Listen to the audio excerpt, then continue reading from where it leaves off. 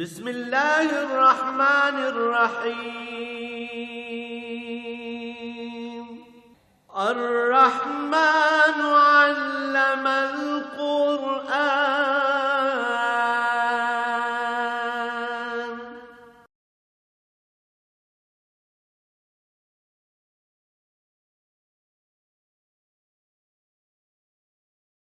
الحمد لله رب العالمين،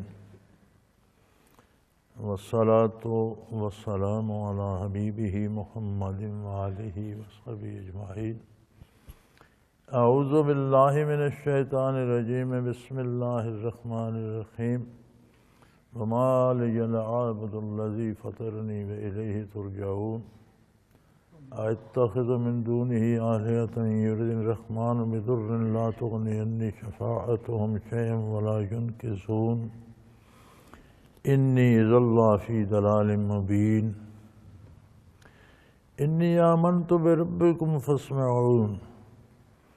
قيل ادخل الجنة قال يا ليت قومي يعلمون بما غفر لي ربي وجعلني من المكرمين. وما أنزلنا على قومه من بعده من جند من السماء وما كنا منزلين.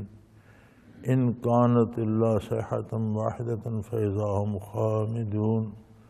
يا حسرة على العباد ما يأتيهم من رسول إلا كانوا به يستهزئون. ألم يروا كم أهلكنا قبلهم من القرون أنهم إليهم لا يرجعون. إن كل لما جميع لدينا محضرون.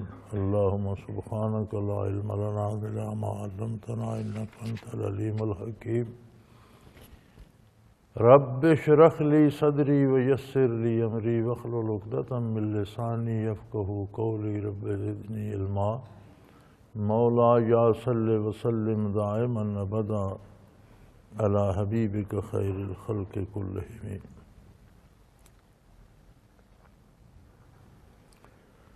وما لي لا أعبد الذي فطرني وإليه ترجعون.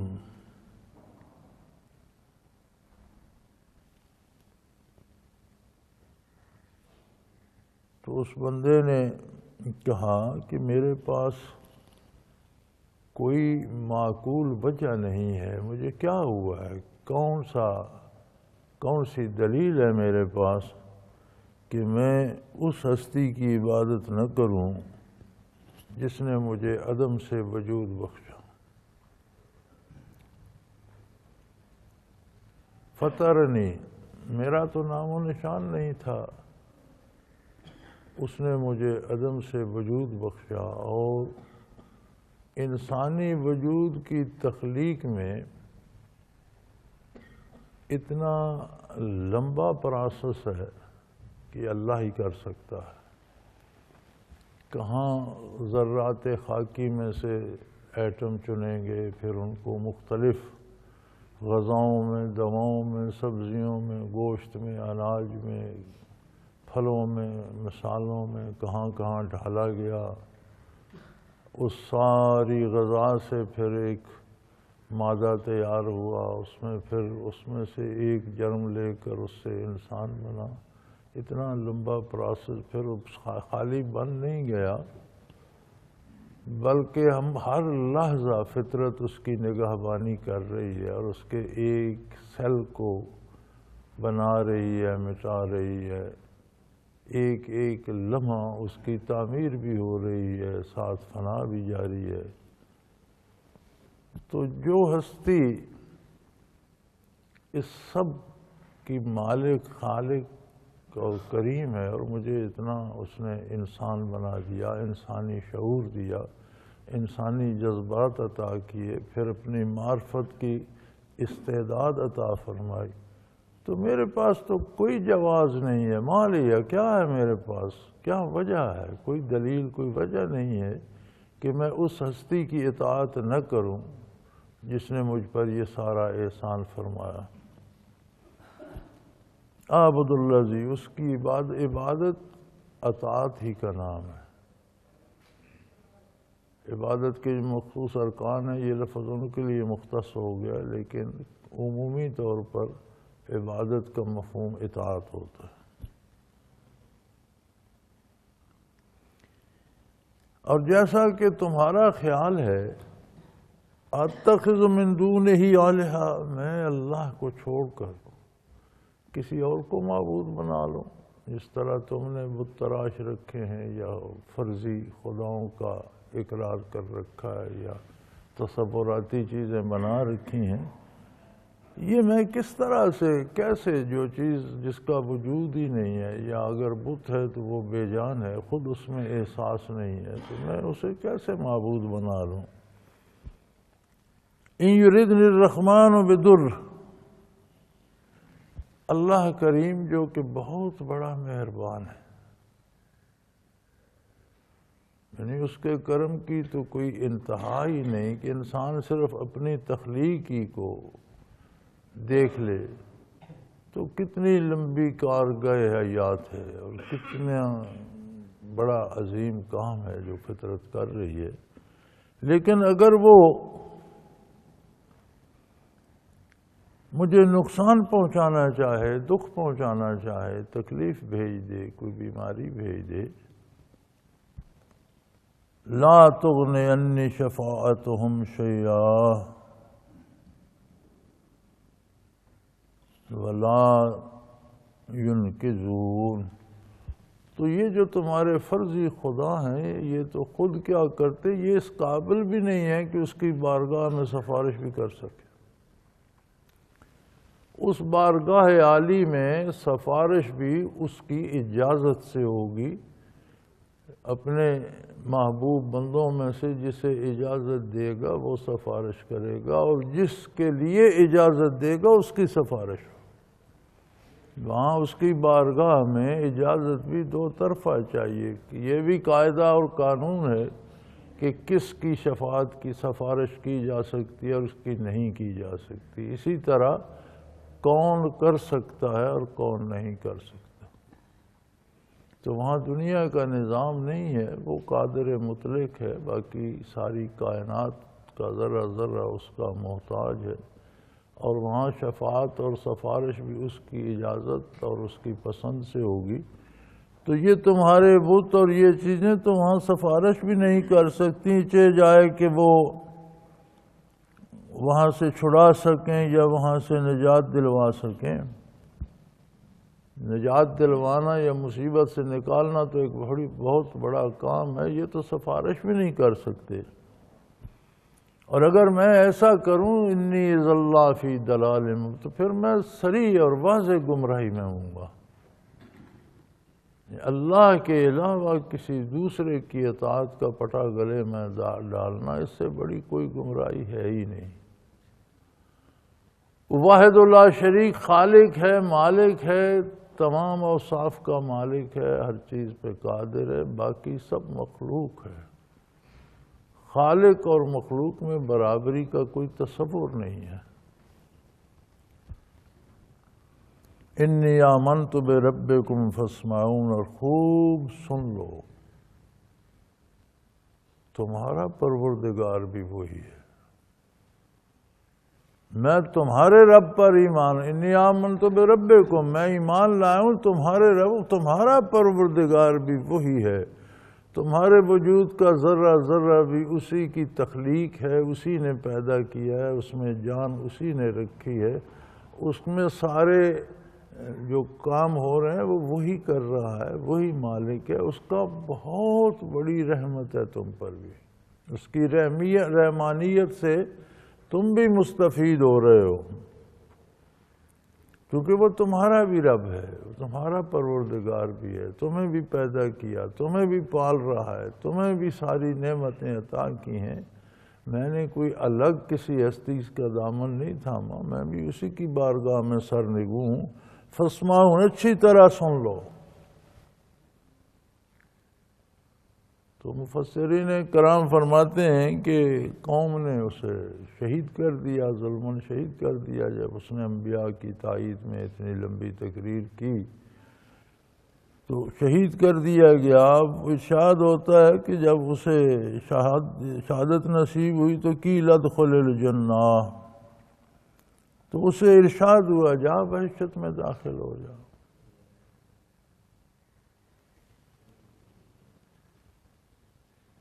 قال یا لیت قومی یعلمون، تو اس نے کہا کاش میری قوم کو یہ بات معلوم ہو جاتی کہ ایمان لانے کا صلہ کتنا بڑا انعام ہے۔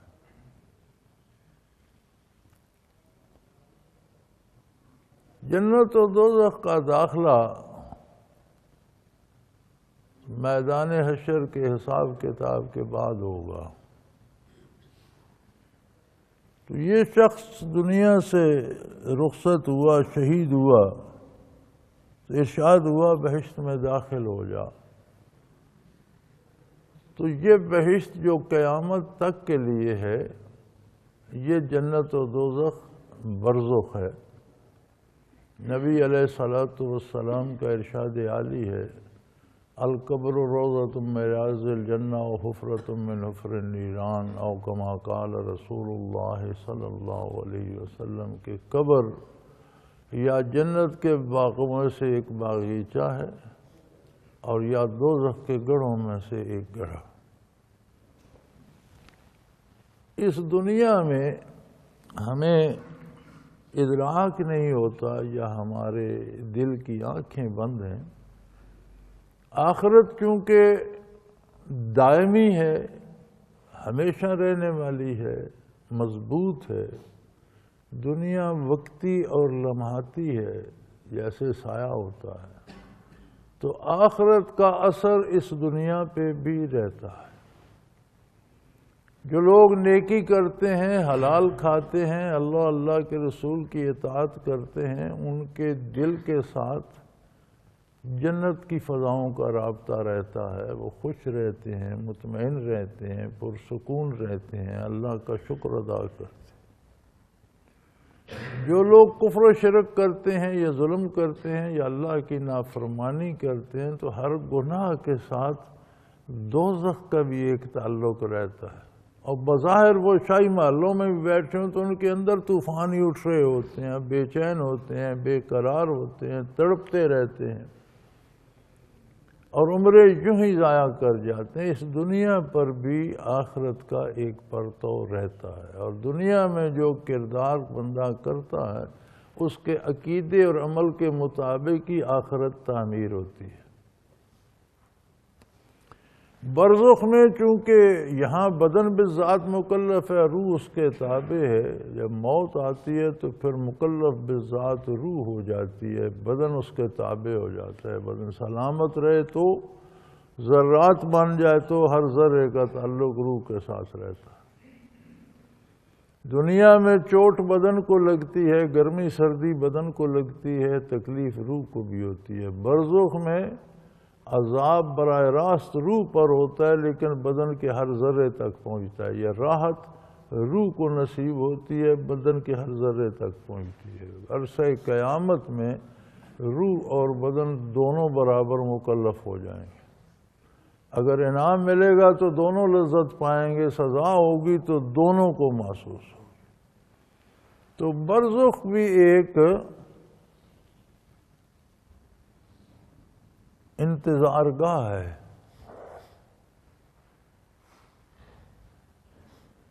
آخرت کے فیصلے کی منتظر جو لوگ برزخ میں گئے وہ منتظر ہیں، قیامت قائم ہوگی، فیصلہ ہوگا۔ اب اس انتظار گاہ میں یہ سوال بھی ہوتا ہے، مجھ پر بھی کئی بار ہوا، کہ عذاب و ثواب، جنت و دوزخ تو قیامت کے حساب کتاب کے بعد ہوگی، تو یہ برزخ میں برزخ کا عذاب و ثواب کیسا؟ برزخ ایک انتظار گاہ ہے، اور جس درجے کا، جس سٹیٹس کا کوئی بندہ ہوتا ہے ویسی اس کی رہائش گاہ بن جاتی ہے۔ کافر کی کفر کے لیے جو موضوع ہے وہ بن جاتی ہے، مشرک کی جو شرک کے لیے، ظالم کی جو ظلم کی، جس درجے کا جس طرح کا۔ اسی طرح نیک لوگوں کی ان کے درجات کے مطابق انتظار گاہ میں رہائش کا انتظام ہوتا ہے۔ اسی کو برزخ کی جنت یا دوزخ کہا جاتا ہے۔ تو ہر بندہ دو میں سے ایک حال میں تو ہے، یا جنتی ہے یا دوزخی ہے۔ تو برزخ چونکہ انتظار گاہ ہے تو فرمایا جیسے وہ دنیا سے رخصت ہوا تو اس کی انتظار گاہ تو جنت کا ٹکڑا تھی، اسے حکم دیا گیا قیل ادخل الجنہ، اسے فرمایا گیا اپنی جنت میں داخل ہو جا۔ قال یا لیت قومی، یا تو وہ فوراً کہنا کاش میری قوم کو پتہ چلے کہ مجھے اللہ نے کتنی عزت دی ہے، کتنا مجھ پہ کرم فرمایا ہے، کتنا احسان فرمایا اور مجھے جنت میں داخل کر دیا ہے۔ گویا موت کوئی حافظہ چھین نہیں لیتی، موت سے علم زائل نہیں ہو جاتا، موت سے کوئی دنیاوی واقعات یا تعلقات بھول نہیں جاتے۔ اب یہ اسے مرنے کے بعد برزخ میں جنت میں داخل ہوا تو قوم کو یاد کر رہا ہے کہ کاش میری بات مان لیتے ہو، کاش انہیں یہ پتہ چل جائے کہ مجھ پر کتنے انعام ہوئے ہیں، تو وہ بھی توبہ کر۔ یا لیت قومی یعلمون بما غفر لی ربی وجعلنی من المکرمین، کاش میری قوم کو یہ بات معلوم ہو جاتی، کاش وہ برزخ کے حالات جان سکتے، کاش انہیں یہ حقیقت معلوم ہوتی کہ اللہ کے نبی پر ایمان لانے کے صلے میں مجھے اللہ نے جنت میں داخل کیا اور مجھ سے جو خطائیں ہوئی تھیں، کوتاہیاں ہوئی تھیں، وہ بھی بخش دیں اور مجھے بڑا معزز بنا دیا، من المکرمین، بہت عزت داروں میں شامل کر دیا۔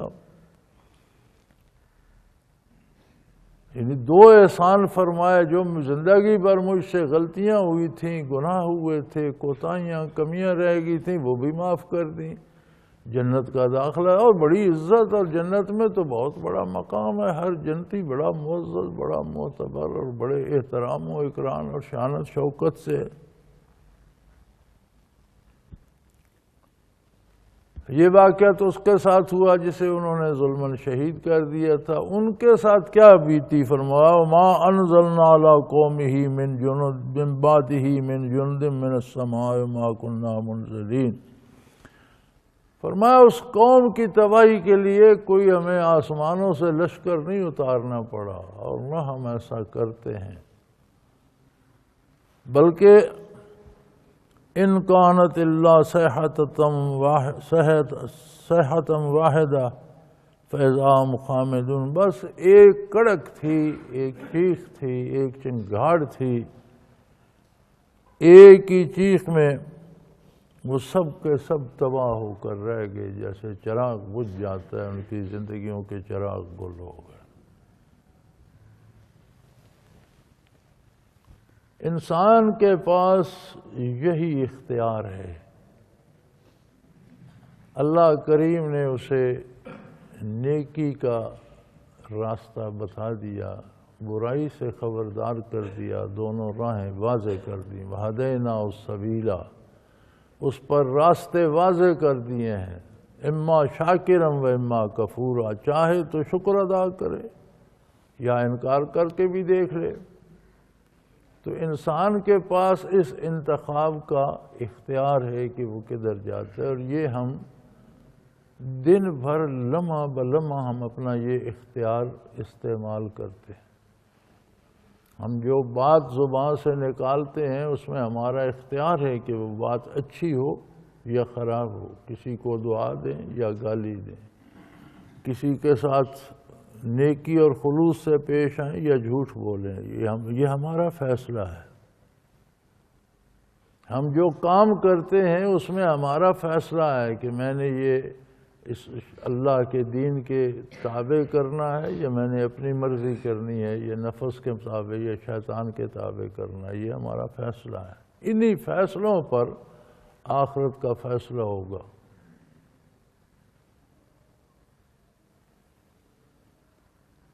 اعمال نامے تھما دیے جائیں گے اور ارشاد ہوگا اقرا کتابک، اپنا اعمال نامہ پڑھ، تو کس طرح کی باتیں کرتا تھا، کیا کام کرتا تھا، تیرے کیا فیصلے تھے۔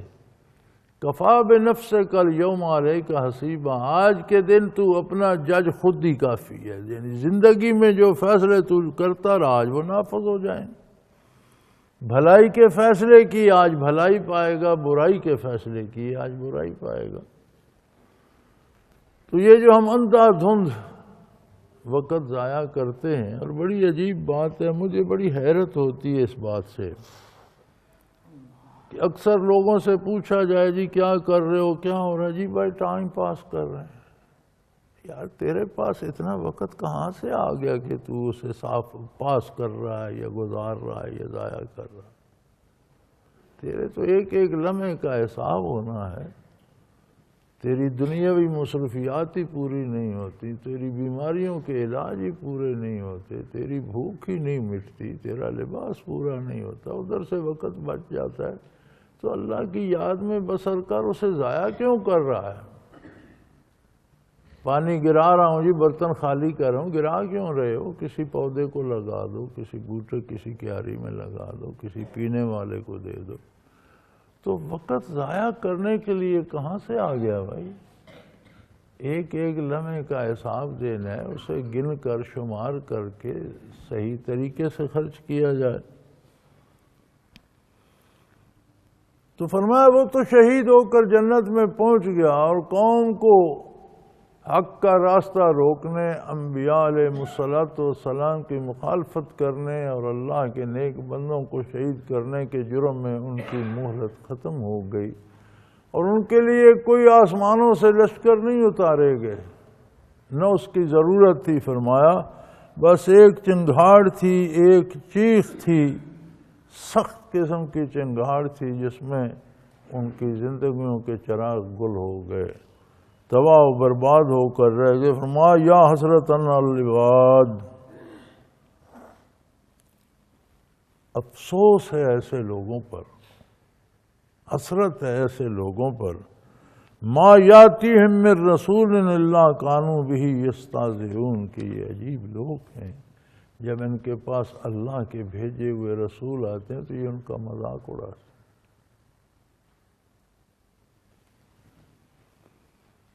ہمارے ہاں آج بھی یہ رواج ہے،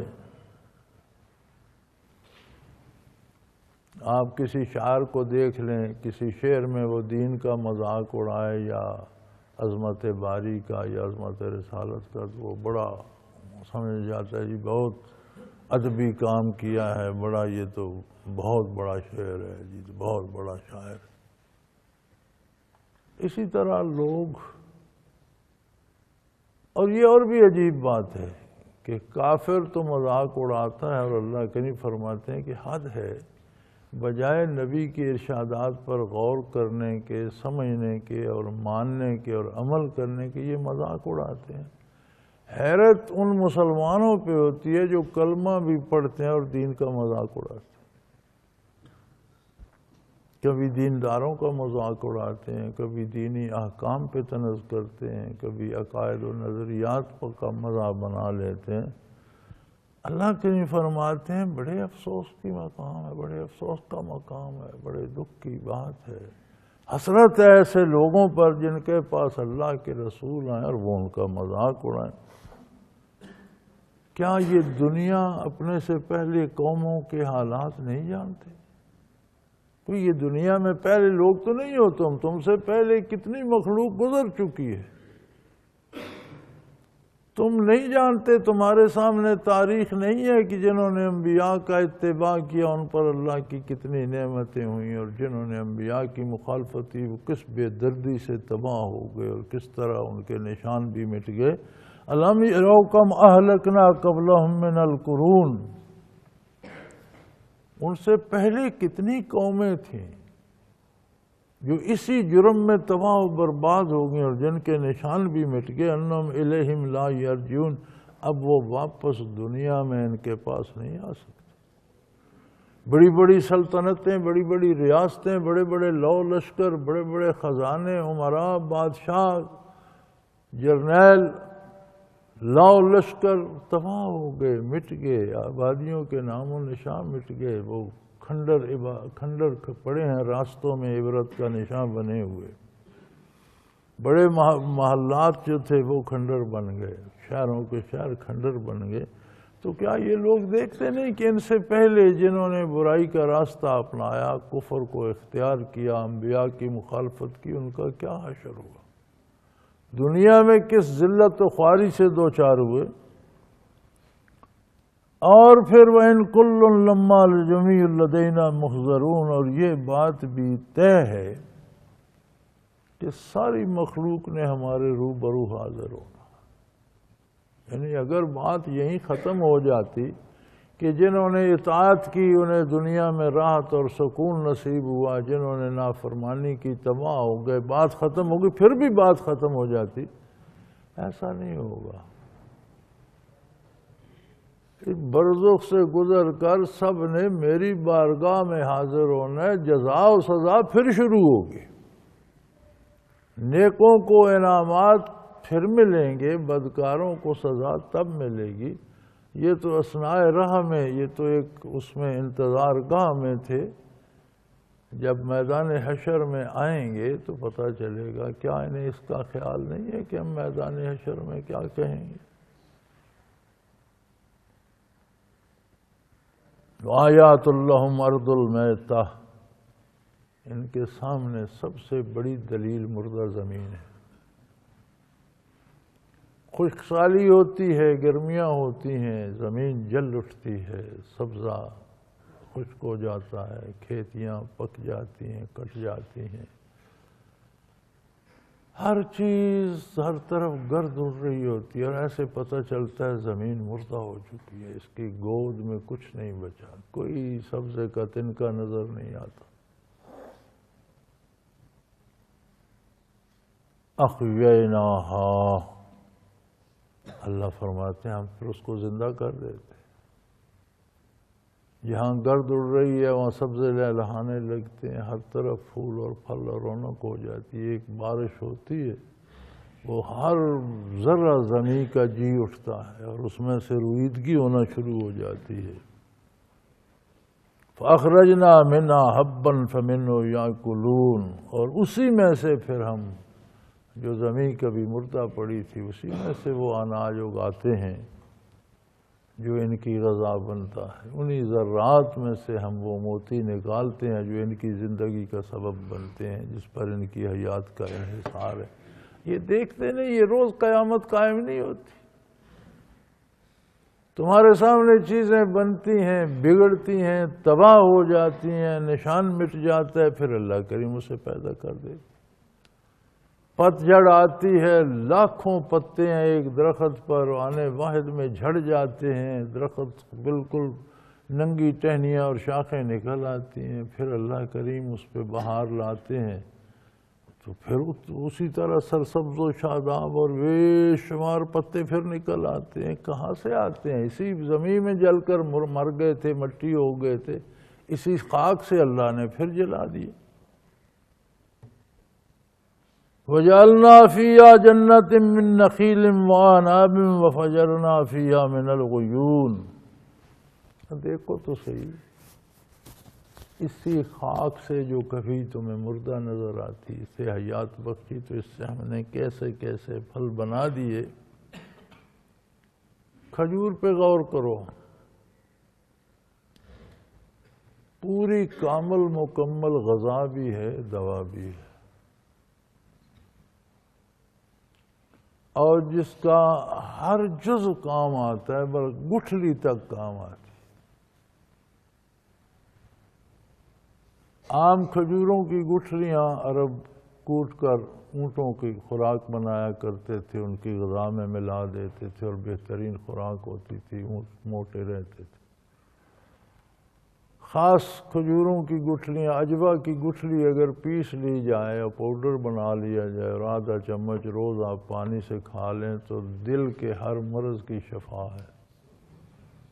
بال بند بال کھل جاتے ہیں، سکڑی ہوئی رگیں ٹھیک ہو جاتی ہیں، کسی آپریشن کی ضرورت نہیں پڑتی. عجوہ کھجور کی گٹھلیاں نکال کر انہیں گرائنڈ کر کے پیس کے کپڑ چھان کر کے رکھ لیں، آدھا چمچ، زیادہ سے زیادہ 1 مہینے میں گزشتہ ساری خرابیاں دور ہو جاتی ہیں، اور اگر کھاتا رہے تو صحت مند رہتا ہے. تو دیکھا اسی مٹی سے ہم نے کھجور بنائی، اس کا پودا کیسا ہے، شاخیں کیسی ہیں.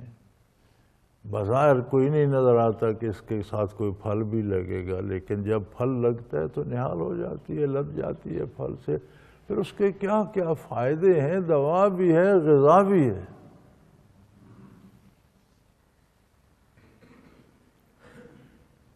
وآناب، انگور کو دیکھ لو کس قدر ایک خوبصورت مشروب کی گولیاں بنا دی ہیں جو دوا بھی ہے غذا بھی ہے، صحت بخش بھی ہے، لذت آفریں بھی ہے۔ اسی طرح دوسرے پھلوں کو دیکھ لو کیسے کیسے، اب کیلے کو دیکھو حلوہ بنا کر اللہ نے ایک چھلکے میں پیک کر دیا،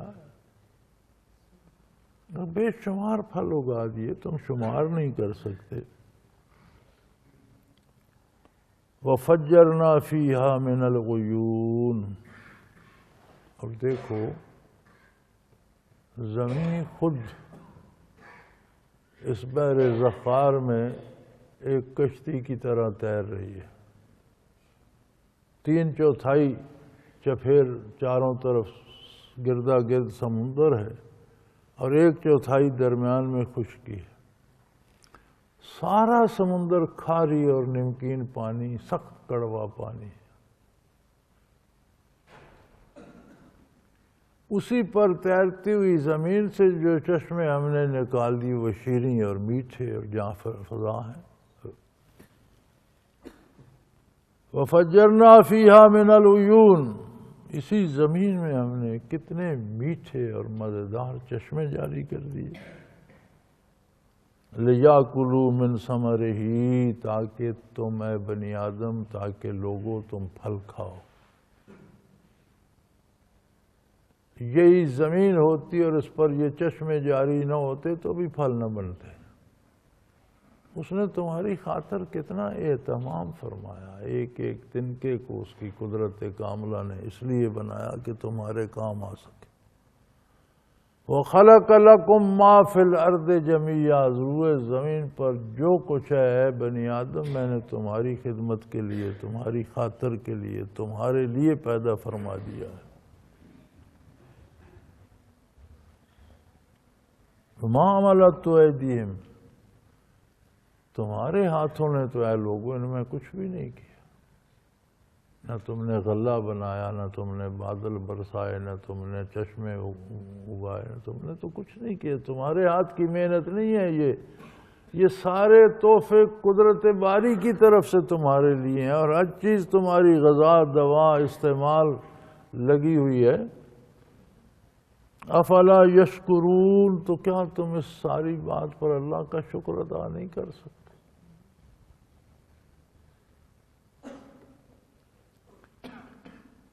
شکر کیا ہے، کیسے ادا ہوتا ہے، اس پہ بڑی لمبی بحثیں ہیں، لیکن اس سارے کا محصل حقیقی شکر یہ ہے کہ اللہ کی خلوص دل سے اطاعت کی جائے۔ اللہ کی اطاعت کیسے ہوگی یہ بتانا منصب ہے اللہ کے انبیاء کا، نبی کا، اللہ کے رسول کا منصب جلیلہ ہے کہ وہ بتائے کہ اللہ کی اطاعت کیا ہے اور نافرمانی کیا ہے، اور بندے کے ذمے ہے کہ وہ خلوص دل سے اللہ کی اطاعت کرے، تو یہ شکر ہے۔ زبانی شکر شکر کہتا رہے اور اللہ کی نافرمانی کرے، یہ ناشکری ہے۔ زبانی کہنے کا وہ اثر نہیں ہوتا، اثر عمل کا ہوتا ہے۔ ایک بندہ پیاسا ہے، وہ زبانی نعرے لگاتا رہے میں نے پانی پی لیا، تو اس کی پیاس نہیں بجھے گی۔ وہ زبانی نہ بھی مانے لیکن عملاً پانی پی لے، پیاس بجھ جائے گی۔ نتائج عمل پہ مرتب ہوتے ہیں۔ تو شکر کا طریقہ یہ فرمایا فلا یشکرون، پھر یہ شکر ادا نہیں کر سکتے۔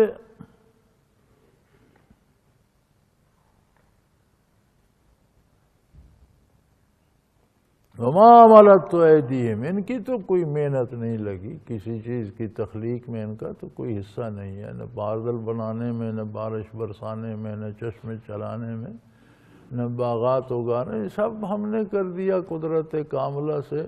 افلا یشکرون، یہ سب سے فائدہ اٹھا رہے ہیں تو کیا یہ شکر نہیں کر سکتے؟ کیا یہ انہیں اطاعت نہیں کرنا آتی، انہیں اطاعت نہیں کرنا چاہیے؟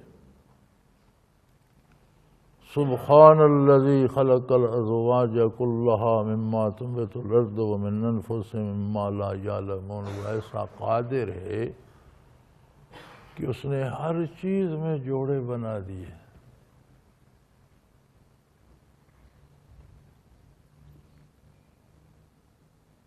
یہ اس کی عجیب شان ہے۔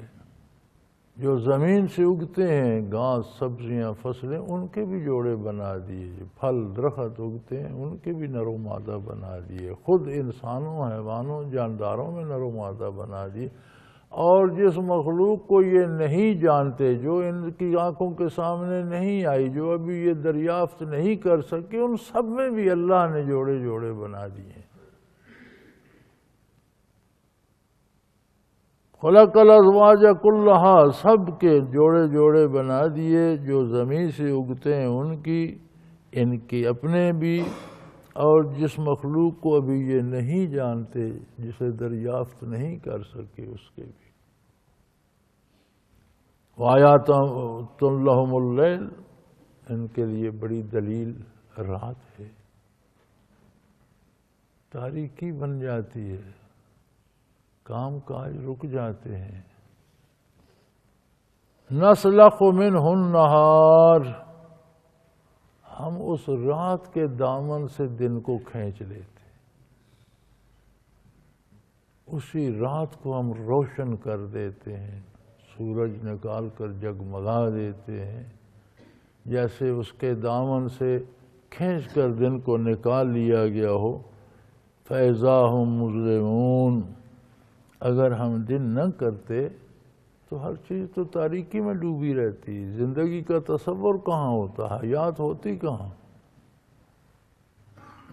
ان کی حیات کا تصور تو شب و روز کے ساتھ ہے۔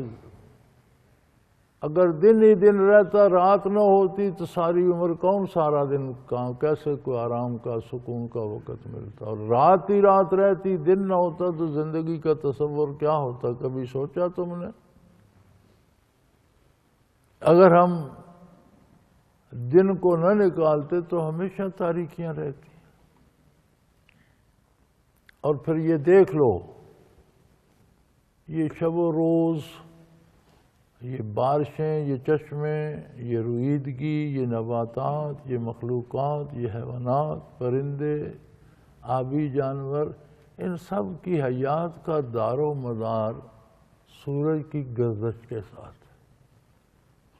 وَالشَّمْسُ تَجْرِي لِمُسْتَقَرٍّ لَهَا، جب سے سورج کو ہم نے پیدا فرمایا ہے، اس کے لیے راستہ مقرر کر دیا ہے، اوقات مقرر کر دیے ہیں، لمحات مقرر کر دیے، وہ تب سے ہمیشہ کے لیے ان اوقات کے مطابق اس راستے پہ تیر رہا ہے۔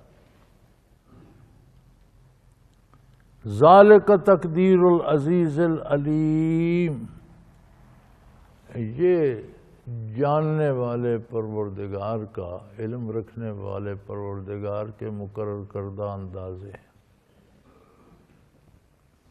کس لمحے، کس گھڑی کہاں ہوگا، اس کے اثرات زمین پر کیا مرتب ہوں گے۔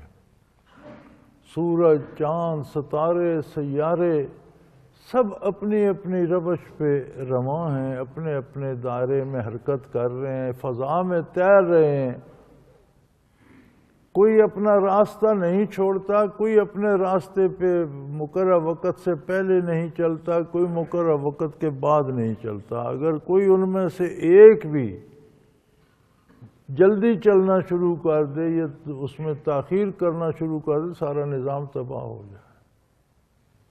حتیٰ کہ اس جامع ایک علم ہے جسے علم نجوم کہتے ہیں، انسانوں نے تحقیقات کی اور جانا سورج کی روش، چاند کی گردش، ستاروں سیاروں کی گردش، اور پھر اندازے کیے کہ کون سا ستارہ کہاں ہوتا ہے تو زمین پہ کیا تبدیلیاں رونما ہوتی ہیں۔ ایک بہت بڑا فن ہے جسے علم نجوم کہتے ہیں، لیکن اس کی حقیقت ایسی ہے جیسے ڈاکٹر ٹوٹی لگا کے دیکھتا ہے یا حکیم نبض پر ہاتھ رکھ کے دیکھتا ہے، تو وہ نبض کی دھڑکن سے اندازہ لگاتا ہے کہ اس کی اخلاق کا توازن کہاں ہے، کس خلت سے، گرمی یا سردی یا وادی سے کس سے بگڑا ہے، کہاں قصور ہے۔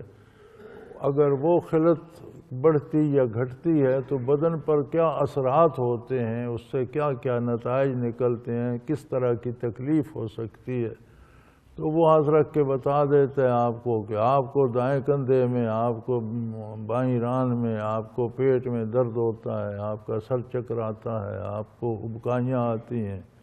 یہ کہ اس میں لکھا ہوا نہیں ہے، وہ صرف حرکت دیکھتا ہے اور اس سے اندازہ لگاتا ہے۔ اب وہ صحیح بھی ہو سکتی ہے تشخیص، غلط بھی ہو سکتی ہے، وہ حتمی رائے نہیں، اس کا ایک اندازہ ہے۔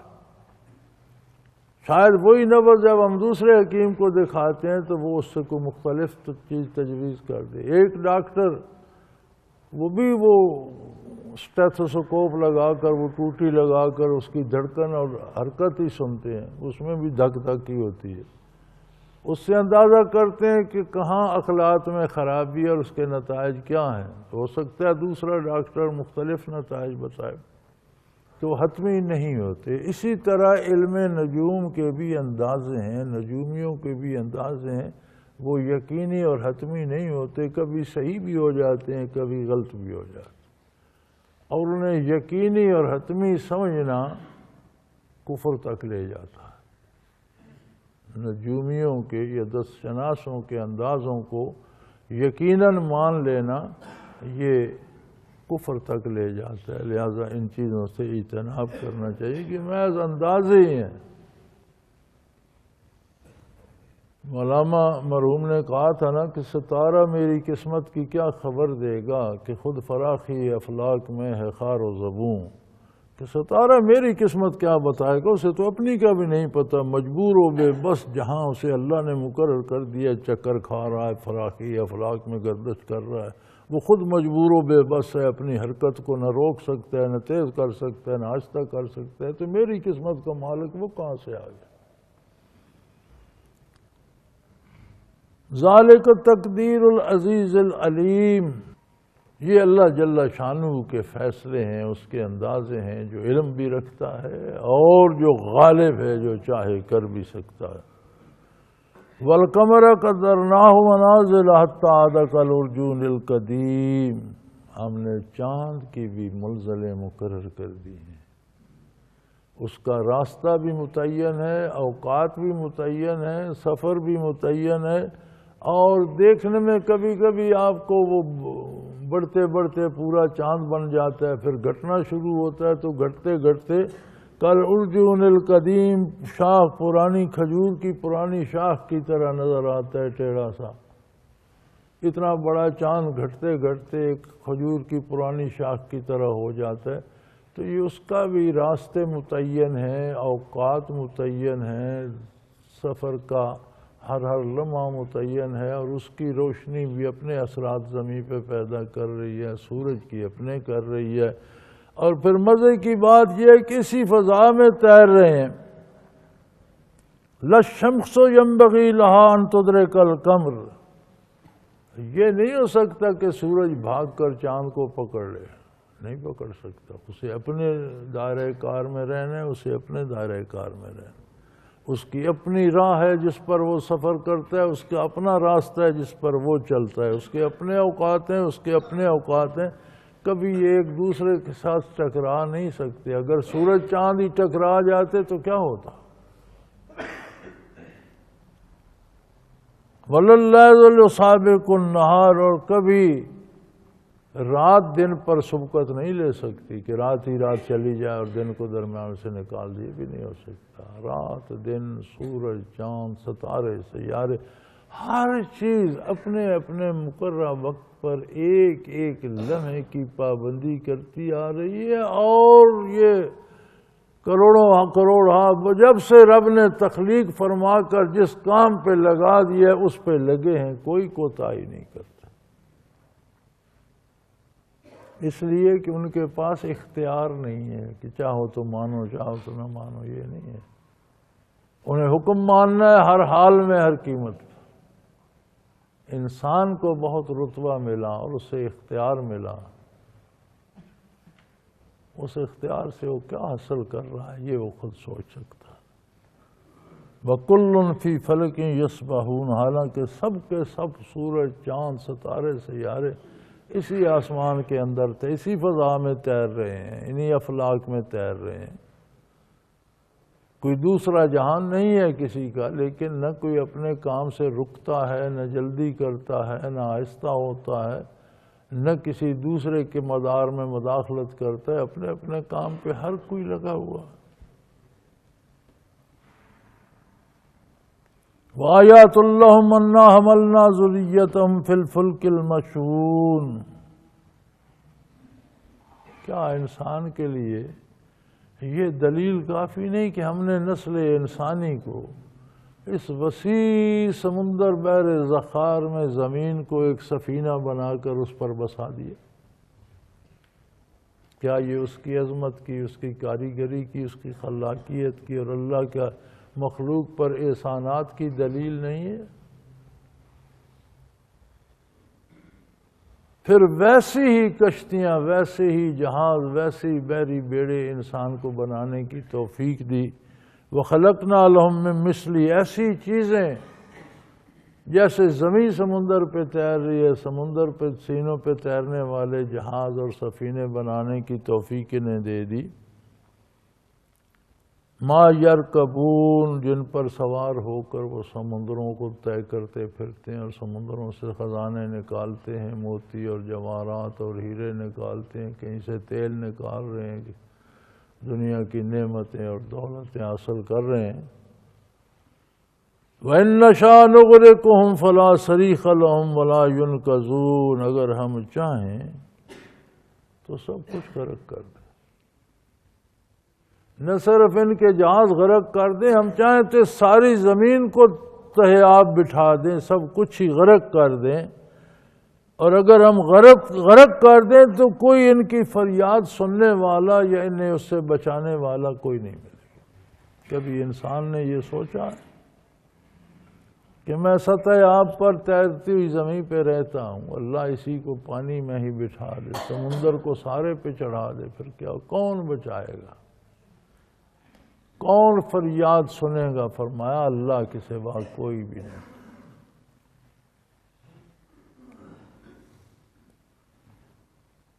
وَإِذَا قِيلَ لَهُمُ اتَّقُوا مَا بَيْنَ أَيْدِيكُمْ وَمَا خَلْفَكُمْ لَعَلَّكُمْ تُرْحَمُونَ، جب انہیں بتایا جاتا ہے یہ اللہ کا انعام ہے کہ وہ انبیاء مبعوث فرماتا ہے، اس نے اپنے رسول مبعوث فرمایا، اللہ کا نبی، اللہ کا رسول وہ خاص بندہ ہوتا ہے اللہ کا جو پیدا ہی نبی یا رسول کیا گیا۔ ہماری روحیں لطیف ہیں، جب ہم ایمان لاتے ہیں تو ان کو نور نصیب ہوتا ہے، جب ہم نیکی کرتے ہیں تو وہ نور بڑھتا ہے اور وہ منور ہوتی ہیں اور لطیف تر ہوتی جاتی ہیں۔ ہم جتنی بھی محنت کر لیں، غیر نبی کی روح بھی اتنی لطیف نہیں ہو سکتی جتنا نبی کا وجود لطیف ہوتا۔ اس کی روح کی تو بات ہی کیا، نبی کا مادی وجود بھی، اور نبی کریم صلی اللہ علیہ وسلم کی عظمت یہ ہے کہ آپ اپنے وجود باوجود سمیت عرش اولا پر اور برزخ میں اور جنت کے ملازے پر تشریف لے گئے، تو کیسا پاکیزہ، لطیف، منزہ اور منور وجود عالی ہے۔ تو انبیاء کے وجود ہی منور ہوتے وہ بھی انسان ہیں، آدم علیہ السلام کی اولاد ہوتے ہیں، خاکی مخلوق ہوتے ہیں، بشر ہوتے ہیں، لیکن ان کی بشریت فرشتوں کی ملکوتیت سے زیادہ نازک، زیادہ لطیف ہوتی ہے۔ تو فرمایا ہم نے ایسے بندے پیدا کر کے، انبیاء اور رسل، ان کو بتانے کے لیے مبعوث فرمائے دنیا میں۔ وہ ہستیاں جن کے قدم عرش معلیٰ پر ہوتے تھے، ان کو اس زمین پر تمہارے لیے بسایا، اور انہوں نے تمہیں کہا، بتایا کہ تم سے پہلے جو عذاب آ چکے ہیں قوم تباہ، ان باتوں سے ڈرو، وہ کام نہ کرو، اور جو تمہارے بعد آنے والے عذاب منتظر ہیں آنے کے، ان کا تدارک کرو، ڈرو اس بات سے، اللہ کی اطاعت کرو، گناہ نہ کرو، ایمان لاؤ، اتباع کرو انبیاء علیہ السلام کا، لعلکم ترحمون، تاکہ تم پر رحم کیا جا سکے۔ یعنی جو بندہ عذاب الہی سے ڈرتا ہے وہ اللہ کی رحمت اس پر ہوتی ہے، رحم کا مستحق ہو جاتا ہے۔ بندہ اپنے زور بازو پر شاید کبھی نجات نہ پا سکے، یہ اللہ کریم ہے کہ جب اللہ کی اطاعت کی رس لپکتا ہے تو اس کی کوتاہیاں معاف کر دیتا ہے، رحم فرماتا ہے، خطائیں معاف کر دیتا ہے، اور اس کو نیکیوں کا اجر بڑھا چڑھا کر اسے بہت بڑے درجے عطا کر دیتا ہے۔ لعلکم ترحمون، تاکہ تم پر رحم کیا جائے، اور رحمت الہی کو پانے کا راستہ اطاعت الہی ہے، عبادت الہی ہے۔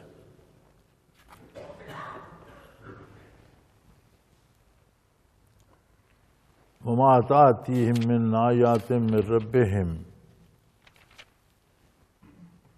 الا کانوا عنہا معرضین، اور اکثر انسانوں کی بدنصیبی یہ ہے، ان حقائق کو بھول جاتے ہیں۔ قرآن نے کتنی لمبی ترتیب باندھ کر آتی ہے، تخلیق انسانی کی، نباتات کی، حیوانات کی، جمادات کی، پھر یہ ساری یہی نہیں ہے، اس ساری تخلیق کا رشتہ ان آسمانی ستاروں، سیاروں، سورج، چاند سے جوڑ دیا، ان کی ہر حرکت زمین میں تبدیلیاں پیدا کرتی ہے، کسی کی سورج کی تپش سے چیزیں اگتی ہیں، پھل پکتے ہیں، چاند کی میٹھی چاندنی سے پھلوں میں مٹھاس پیدا ہوتی ہے، بے شمار کارگہ حیات سورج، چاند، ستاروں، سیاروں کی گردش کے ساتھ بے شمار تبدیلیاں آتی ہیں، اور یہ سارا گردش ایام چل رہی ہے اور نظام حیات چل رہا ہے، اس کے تانے بانے اللہ نے کہاں کہاں جوڑ رکھے۔ یہ سورج جہاں عالم انسانیت کو روشنی بخشتا ہے، بڑے بڑے جانوروں کو، بڑے بڑے نباتات کو، درختوں کو حیات، وہاں چیونٹی کے انڈے بھی یہی سینچ رہا ہوتا۔ کتنی اللہ کی مخلوق اس سے مستفید ہوتی ہے۔ اسی طرح چاند، ستارے، سیارے ایک بہت بڑا نظام ہے، اور یہ سارا کچھ بھول جاتے ہیں جب اللہ کے انبیاء ان کے پاس اللہ کا پیغام لاتے ہیں، اللہ کانوا عنہا معرضین، تو یہ منہ دوسری طرف کر لیتے ہیں، بات سننا گوارا نہیں کرتے۔ یہ کیسے عجیب لوگ ہیں۔ وَإِذَا قِيلَ لَهُمْ أَنفِقُوا مِمَّا رَزَقَكُمُ اللَّهُ، زندگی کا ایک نظام اللہ نے بنایا ہے، اور اس بنانے والے کی قدرت کاملہ ہے کہ نظام حیات قائم کچھ دینے پر ہے۔ سورج نکلتا ہے، تمازت، گرمی اور بے شمار نعمتیں دیتا ہے، چاند دیتا ہے، بارش دیتی ہے، زمین دیتی ہے، کھیتیاں دیتی ہے، یہ سب دینے والے مل کر زندگی کا نظام بناتے ہیں۔ اگر زمین کھیتیاں دینا چھوڑ دے تو زندگی قائم نہیں رہ سکتی، سورج روشنی دینا چھوڑ دے، خود انسانی وجود میں ایک اللہ نے دل بنا دیا جو خون بھیجتا ہے، اب یہ خون ذرے ذرے میں، ایک ایک جلد کے بھی ایک ایک ذرے میں جاتا ہے۔ میرا خیال ہے میڈیکل سائنس والے کہتے ہیں کہ اگر انسانی رگوں کو جوڑا جائے تو 75,000 میل لمبی رگ بنتی ہے۔ اگر ایک انسان کے وجود کی رگیں نکال کر ایک لمبائی میں جوڑیں تو 75,000 میل لمبی بنتی ہے۔ یہ کس لیے ہیں یہ شاہراہیں؟ دینے کے لیے۔ آپ یہاں سے خون روک دیں اس انگلی میں، اگلا حصہ گل سڑ جائے گا، آپ یہاں سے روک دیں اگلا حصہ گل سڑ جائے گا۔ اسی دینے میں حیات ہے کہ آپ معاشرے کو کیا دے رہے ہیں۔ اگر آپ معاشرے سے چھین رہے ہیں تو آپ حیات کو روک رہے ہیں۔ اگر آپ ظلماً دوسروں کے حق چھینتے ہیں، دوسروں کا حصہ کھاتے ہیں، معاشرے میں برائی کرتے ہیں، یہ بھی معاشرے کو توڑنے کے مطابق ہے۔ دینے کے لیے نیکی اور بھلائی ہوتی ہے، برائی دینا نہیں ہوتا، برائی نقصان پہنچانا، توڑنا اور ظلم ہوتا ہے۔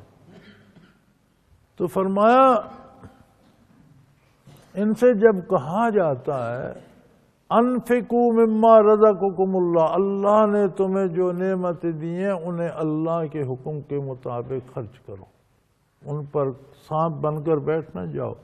تمہارے پاس علم ہے تو دوسروں تک علم کی روشنی پہنچاؤ، تمہارے پاس دولت ہے تو دوسروں کا حصہ اس میں سے دو، تمہارے پاس طاقت ہے تو انصاف کرو اور ظلم سے لوگوں کو بچاؤ، اقتدار و اختیار ہے تو عدل کرو، یعنی اللہ کی راہ میں دو۔ قال الذین کفروا للذین آمنوا انطعم من لا یشاء اللہ اطعامہ، تو کافر یہ کہتے ہیں ان سے جو ایمان والے ہیں، جو کہتے ہیں کہ اللہ کی راہ میں، وہ کہتے ہیں جی ہم غریبوں کو کیوں دیں، انہیں تو خود اللہ نے نہیں دیا تو ہم کیوں دیں۔ اللہ کریم نے ہر ایک کا حصہ مقرر کر دیا ہے، ہر ایک کی روزی اس تک پہنچتی ہے، اور اگر اللہ نے ہمیں رزق دیا ہے تو اس میں شاید کتنے لوگوں کا حصہ ہے۔ اگر ہم اللہ کی راہ میں اسے دیتے ہیں تو اللہ کی رضا بھی نصیب ہوتی ہے، سکون بھی نصیب ہوتا ہے، آخرت بھی بنتی ہے۔ اگر نہیں دیتے، ظلماً جکڑ کر بیٹھ جاتے ہیں تو وہ قادر ہے، وہ پھر دولت ہمیں اٹھا اٹھا کر لوگوں کو دینی پڑتی ہے، ان کے گھر پہ جا کے منتیں کر کے، کبھی پولیس والوں کو، کبھی عدالت والوں کو، کبھی وکیلوں کو، کبھی ڈاکٹروں کو، پھر فون کر کر کے ہم ٹائم لیتے ہیں، پھر وہ چیک اٹھا کر ان کے در پہ جاتے ہیں، جو اپنے ہاتھ سے گھر دے دیتے تو اچھا رہتا ہے، نہیں تو اٹھا کر پھرتے ہوتے ہیں لوگ بانٹتے۔ ذلت اور رسوائی اور تکلیف اور دکھ اس سے الگ ہو جاتے ہیں۔ تو فرمایا کافروں سے جب کہا جائے کہ بھئی جن لوگ نادار ہیں ان کو دو، یا جیسے مومن زکوٰۃ دیتا ہے، جس کے پاس دولت نہیں ہے اس کا حصہ اس میں فقیر غریب کو، تو کہتے ہیں اللہ نے خود جن کو نہیں دیا ان کو ہم کیوں دیں۔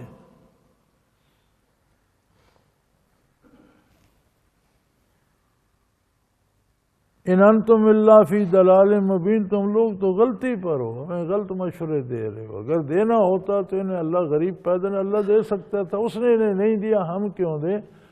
اس نے غریب و امیر آزمائش کے لیے پیدا فرمایا، اور تمہارا امتحان یہی ہے کہ تم غریبوں کا حق بھی کھا جاتے ہو یا اپنے مال سے ان کا حق انہیں دیتے ہو۔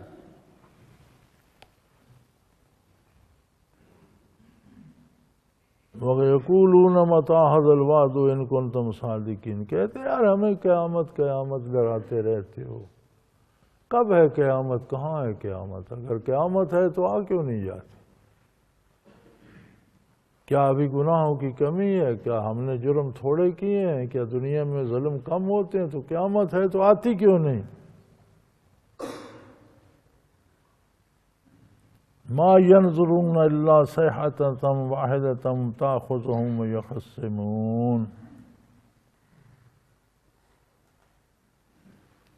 فرمایا فکر نہ کرو، جب قیامت آئے گی تو کوئی دیر نہیں لگے گی، اللہ کریم نے اس کے انداز مقرر کر رکھے ہیں، وہ اللہ کے حکم کی محتاج ہے، جب آئے گی تو آنے واحد میں آ جائے گی، تم آپس میں جھگڑ رہے ہوگے، تمہیں ہوش بھی نہیں ہوگا، تم اپنی دنیاوی جھگڑوں میں اور اپنے گھریلو جھگڑوں میں اور اپنے ذاتی فسادات میں الجھے ہوئے ہوگے، کہ آنے واحد میں آ جائے گی اور چیز کو تباہ و تہس نہس کر کے رکھ دے گی۔ ایک چنگھاڑ ہوگی، ایک چیخ ہوگی، کرنا پھونکا جائے گا، اور ایک آواز، ایک چنگھاڑ ایسی ہوگی وہ اتنی بلند ہوتی جائے گی کہ دل پھٹ جائیں گے، وجود پرخ سے اڑ جائیں گے، حتیٰ کہ سمندر بھاپ بن کر اڑ جائیں گے، پہاڑ ریزہ ریزہ ہو کر بکھر جائیں گے۔ وَلَا يَسْتَطِيعُونَ تَوْصِيَّةً، وہ اتنی فرصت بھی نہیں ملے گی کسی کو کہ کسی کو وصیت کر سکے، کوئی بات بتا سکے۔ وَلَا إِلَيْهِمْ يَرْجِعُونَ، نہ پھر کوئی واپس آ سکے گا، پھر نئی دنیا، نیا نظام، نیا عالم شروع ہو جائے گا، دار عمل ختم ہو جائے گا، دار جزا شروع ہو جائے گا، پھر جو کیا ہے، جو سوچا ہے، جو مانا ہے، اس پر اجر مرتب ہونا شروع ہو جائے گا، پھر دار عمل ختم ہوئے، پھر تم کر کچھ نہیں سکو گے، پھر جو کیا ہے اس کا بدلہ پاؤ گے، اس کے لیے تیاری رکھو کہ کیا ہوگا، کیا کرو گے۔ وآخر دعوانا ان الحمدللہ رب العالمین۔ اللہ اللہ اللہ اللہ اللہ اللہ اللہ اللہ۔ حضرت امیر محمد اکرم آوان مد ظلہ العالی دارالعرفان منارہ ضلع چکوال میں سالہ سال سے قرآن و حدیث کے اوپر خطابات کر رہے ہیں اور سلسلہ نقشبندیہ اویسیہ کے مطابق لوگوں کو ذکر الہی کی تربیت دے رہے ہیں۔ وہ قرآن پاک کی تفسیر ترتیب وار بیان کر رہے ہیں۔ تفسیر قرآن کو وہ موجودہ ملکی اور بین الاقوامی حالات کے مطابق بیان کرتے ہیں۔ موٹر وے سے کلر کہار کے انٹرچینج سے نکلتے ہوئے، کلر کہار کی جھیل سے ہوتے ہوئے، میانی، بوچھال اور نور پور سے گزرتے ہوئے دارالعرفان منارہ پہنچ سکتے ہیں۔ حضرت امیر محمد اکرم آوان نے بچیوں اور بچوں کی دینی اور دنیاوی تعلیم کے لیے سقارہ اکیڈمی کے نام سے ایک درسگاہ بھی قائم کی ہے، جس کا افتتاح ملک پاکستان کے صدر جنرل محمد ضیاء الحق نے اپنے دست مبارک سے کیا تھا۔ وہ تمام احباب جو اسلام کی طلب رکھتے ہیں ان سے گزارش ہے کہ دارالعرفان منارہ ضلع چکوال میں امیر محمد اکرم آوان صاحب کے خطابات سے مستفید ہوں۔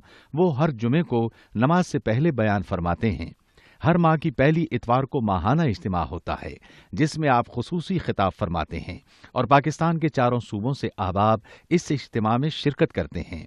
اس کے علاوہ یہاں سال میں 2 مرکزی اجتماعات بھی ہوتے ہیں، ایک رمضان المبارک میں اعتکاف کا اجتماع اور دوسرا جولائی اور اگست میں 40 دن کا اجتماع ہوتا ہے جس میں روحانی تربیت کی جاتی ہے۔